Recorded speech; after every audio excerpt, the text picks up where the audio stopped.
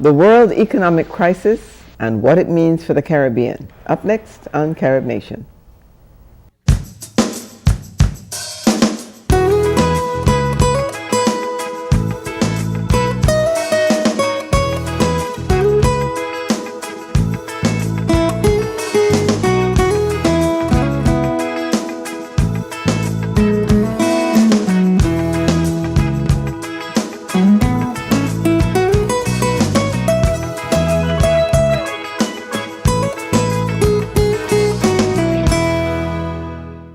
Hi, I'm Doris Dean. Welcome to Carib Nation. Today our talk is about the world economic crisis and what that means for the Caribbean, and we'll also talk a little bit about the G20 summit.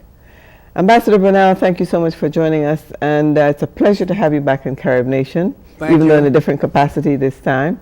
Happy to be here. But you are now in the midst of the world economic crisis. You've been following what has been happening in the Caribbean, working with the regional negotiating machinery. And this is all a bunch of confusion for a lot of people. Let's start out by talking about the world economic crisis. We have the Dow Jones is down while Asia is up, Europe is down, and it seems to be a total roller coaster. What exactly is happening? What caused it? And what do you see as the solutions? First of all, this economic recession is the most widespread of its kind since the Great Depression. Widespread in the sense that all countries are involved. Previous to this, you would have one or two regions, such as when you had the Asian financial crisis or the Latin American debt crisis, or maybe there's a slowdown in Japan or the US. This is pandemic in that all countries are involved. And it's the deepest recession since the Great Depression. It means that not only the layman is confused, but the policymakers, because we are in an unprecedented situation.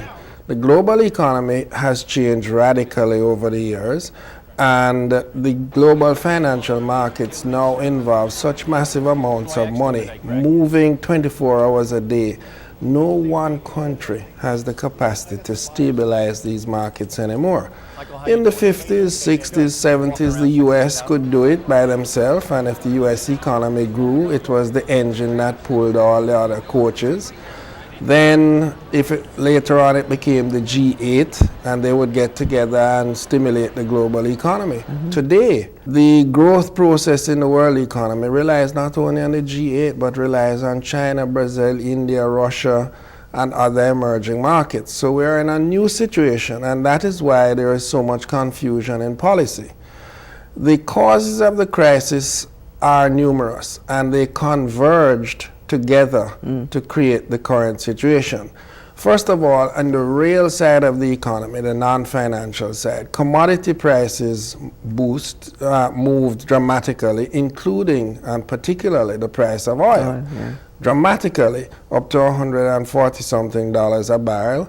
Happily, it is coming back down now. That was indicative of both changes and pressures in the global economy, such as the surge in demand for these products in China and other emerging markets.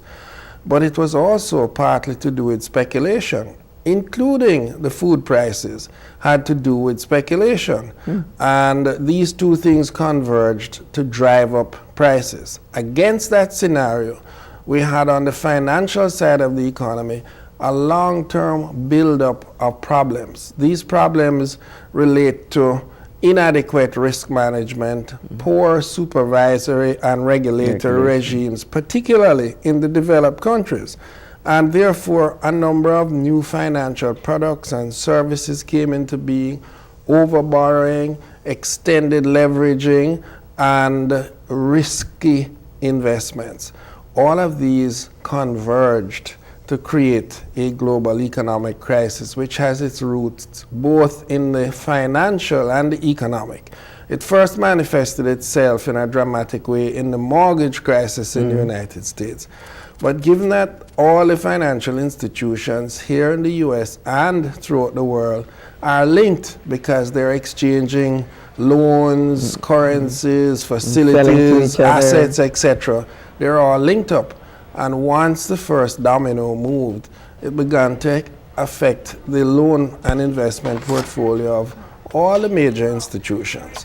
Where I think a mistake was made is that the first major institution, Lehman Brothers, was allowed to go down, partly due to the lack of an expeditious decision-making process by its own management, but also a failure on the part of U.S. authorities to recognize that once the first bank goes, it will have a multiplier effect throughout the system.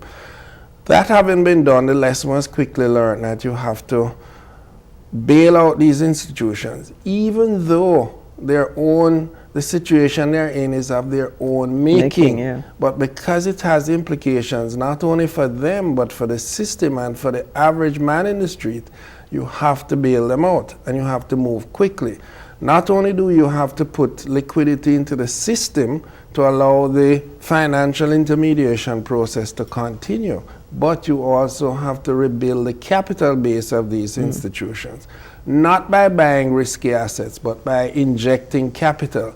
They have to take care of the risky assets by writing them down, writing them off, whatever. But you have to give liquidity to keep the wheels moving, and you have to rebuild the capital base, which is the key to rebuilding confidence, which is what is the delicate intangible at this time, in that things may not be as bad as they appear, but perception is important. That is why you see these wild gyrations in the stock market, because expectations, rational and irrational, exuberance, panic, all operating, and the market tends to have a herd instinct. Once there's a movement in one direction, it gets exaggerated. And we need to restore that confidence. An integral part of restoring confidence is that we have to coordinate the actions by all countries. It cannot be one country restoring bank capital here, one adding liquidity here, one adding fiscal stimulus there. We needed coordination, and that is what the G20 meeting was about. I see.